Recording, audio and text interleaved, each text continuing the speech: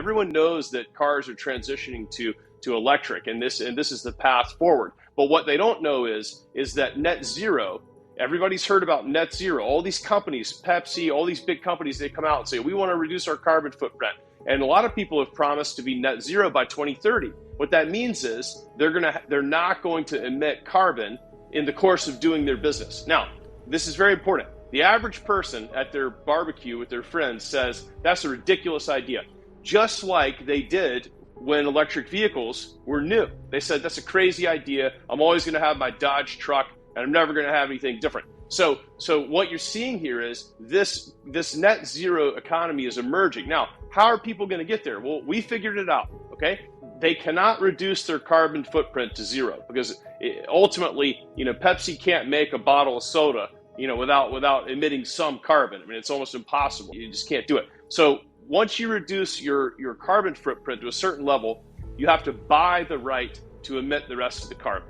And what that means is that I can't get my carbon all the way down, so someone else has done it for me, and I'm going to pay for that right. And that's the business that we found works extremely well with the business that we're good at, which is royalties. And so we figured out how to take that royalty business and put it on top of this carbon business to net zero. And if you think it's crazy, you better at least look twice because it's going to zoom right by you if you don't. Okay, so now you're going to have a carbon neutral LTD, a carbon credit royalty.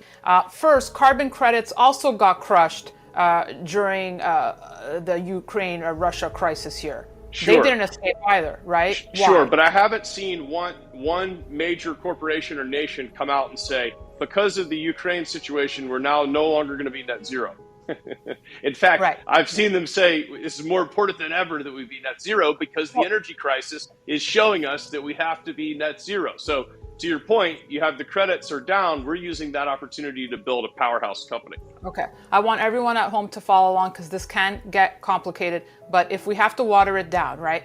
If companies are expected to be net zero by 2030, they have this mandate. How does it come back to the individual? Why will I be taxed? Okay, so the basics of this are everybody's accepted that carbon's bad. I mean, you can go into any coffee shop and ask the barista, is carbon good or bad? And they'll say it's terrible, it's going to kill the world. Right. Okay, so everybody's bought into this. And so now you measure your carbon. So there's companies out there, we're partnering with them, they're helping major corporations measure their carbon footprint. Now, try to check your opinions at the door and don't think about your perception of carbon. Let me just tell you, EB knows that these companies are doing this right now. So these companies, these major corporations, all the products in your home, all these companies want to be net zero. They hire someone to figure out how to reduce their carbon footprint. Now, what that means is, okay, let's say they put out 100,000 tons of carbon arbitrarily.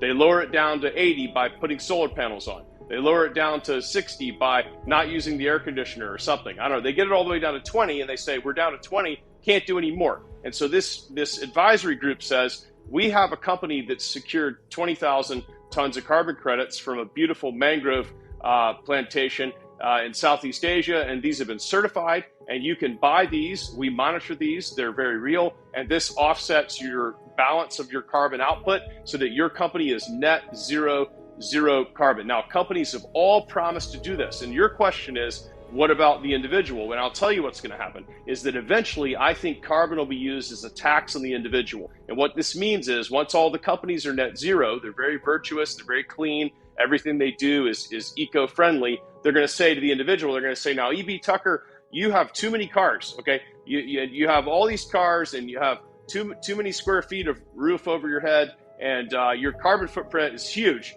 And so you're going to have to pay. You got to pay to offset your carbon footprint, or you can get rid of the cars and get rid of the house and get rid of everything and live like a peasant, and then you have no carbon footprint. Those at home may be asking, well, how will they know what I'm doing and how I own all these things? Enter the digital dollar. Easy, because everything you buy will go from your Fed coin. So exactly.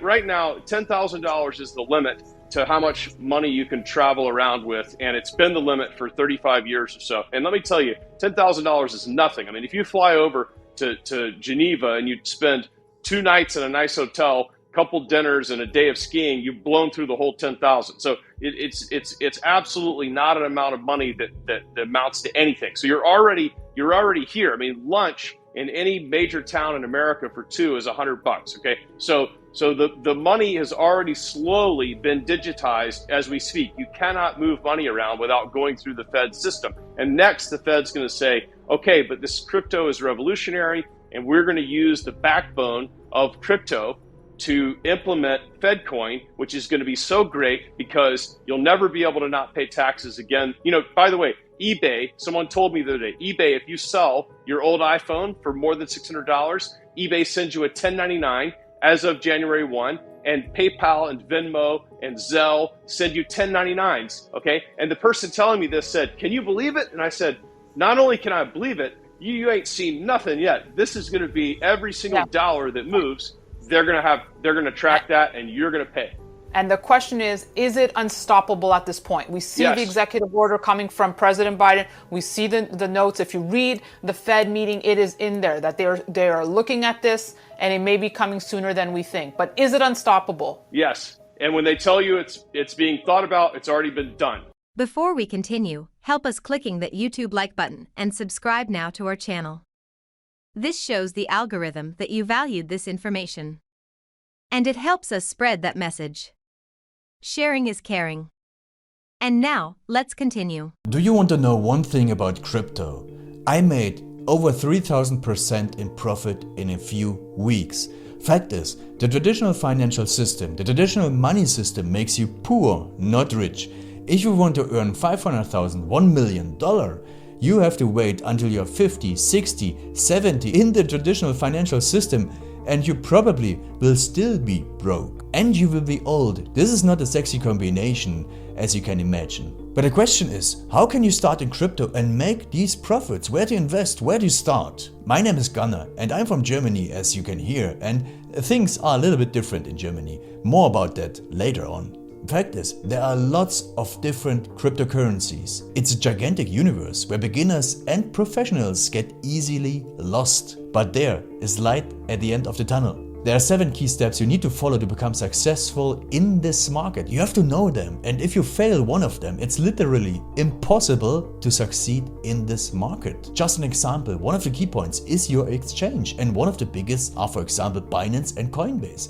These are trusted and well-established exchanges, but, and this is a big but, you won't find the super profitable coins on those exchanges. The unknown super profitable coins that get gigantic profits are not traded on those kind of exchanges. They are traded on much smaller insider platforms that are barely known. And I can tell you what those super secret exchanges are and why they are so profitable. And another super important thing are the right information sources. The point is, the internet is gigantic. There are hundreds and hundreds of YouTube channels, blogs, pages, and much, much more. And there are also market makers and influencers. For example, Elon Musk, he is not a crypto guy, but the moment he recommended Dogecoin, it went through the roof, to the moon, so to say. But why did he recommend it? Where did he hear it from? He didn't hear it from newspapers. And believe me, he is listening to someone. But you have to know who, and you have to react before he is reacting.